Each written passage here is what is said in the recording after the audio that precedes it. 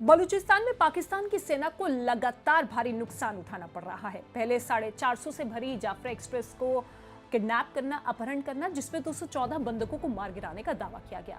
फिर पाक सेना पर आत्मघाती हमला करना, जिसमें 90 सैनिकों के मारे जाने का दावा किया। हालांकि सभी दावों को पाकिस्तान ने सिरे से खारिज किया। बलूच के हमलों ने पाकिस्तान की कमर तोड़कर रख दी। बलूचिस्तान ने इस बार पूरी तरह से ठान लिया है कि इस बार आजादी लेकर ही रहेंगे, यानी कि अलग राष्ट्र जरूर बनाएंगे। लेकिन अब सवाल ये उठता है कि आतंकवाद सरपरस्त पाकिस्तान आखिर बैकफुट पर क्यों है? क्यों वो बलूचिस्तान को मुंहतोड़ जवाब देने में असहाय हो रहा है? जिन हथियारों के दम पर बलूचिस्तान अपने अलग देश बनाने की राह देख रहा है, वो कौन से हथियार है?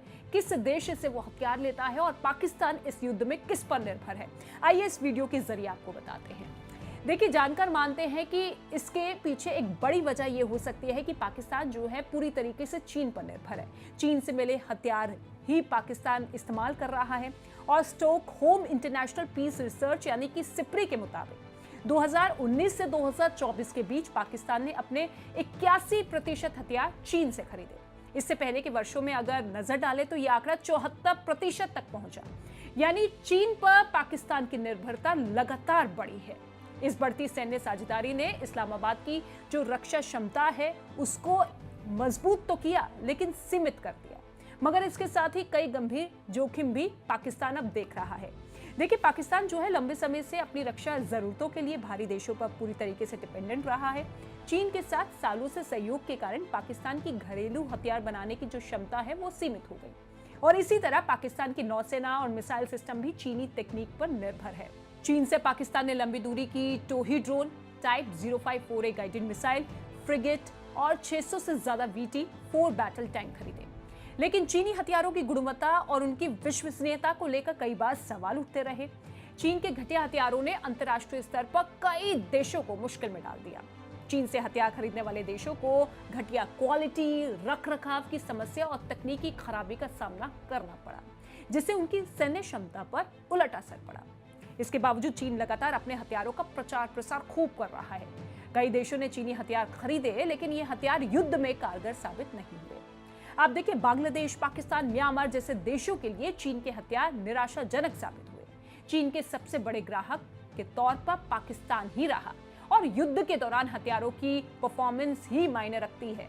और इस युद्ध में जो कि बलूचिस्तान और पाकिस्तान के बीच में हो रहा है, उसमें बलूचिस्तान के साथ हो रहे युद्ध में पाकिस्तान जो है पूरी तरीके से फिसड्डी साबित हुआ। यानी जिस चीन पर वो उछल रहा था, उसी ने उसकी लुटिया डुबा दी। तो दूसरी तरफ आप देखिए, एक्सपर्ट्स ये भी मान रहे हैं कि बलूच लिबरेशन आर्मी यानी कि BLA के लड़ाकों के पास अत्याधुनिक अमेरिकी हथियार मौजूद हैं, जिनमें टैंक उड़ाने वाला M3 grenade, M16 machine gun और M4 असॉल्ट राइफल, साथ ही साथ नाइट विजन गॉगल्स और प्रभावशाली हथियार हैं।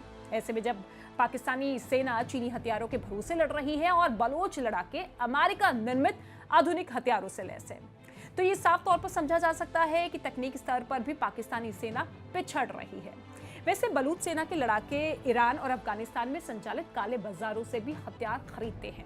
इसके अलावा 2021 में अफगानिस्तान से जब अमेरिका की वापसी हुई, तो उसके बाद जो अमेरिकी हथियार वहां रह गए थे, उन हथियारों का भी इस्तेमाल जो है बलूच की सेना कर रही है। साथ ही बलूच लिबरेशन आर्मी के लड़ाकों का जो प्रशिक्षण है, यानी कि ट्रेनिंग जो है, वो ईरान, अफगानिस्तान और बलूचिस्तान के कुछ हिस्सों में होती रही है। वहीं बलूच लिबरेशन आर्मी 2000 में बनी थी और उसके बाद से ही बलूच लिबरेशन आर्मी के हमले जो है लगातार तेज होते हुए नजर आ रहे हैं, क्योंकि इस बार पाकिस्तान से उन्हें आज़ादी चाहिए। और इसी के मद्देनजर पाकिस्तान पर जो ताबड़तोड़ हमले कर रहे हैं बलूचिस्तान के लड़ाके, उसमें बलूचिस्तान जो है पाकिस्तान पर पूरी तरीके से भारी पड़ता हुआ दिखाई दे रहा है। और पाकिस्तान जो है अपनी अंतर्राष्ट्रीय स्तर पर बेइज्जती को छिपाने में लगा हुआ है।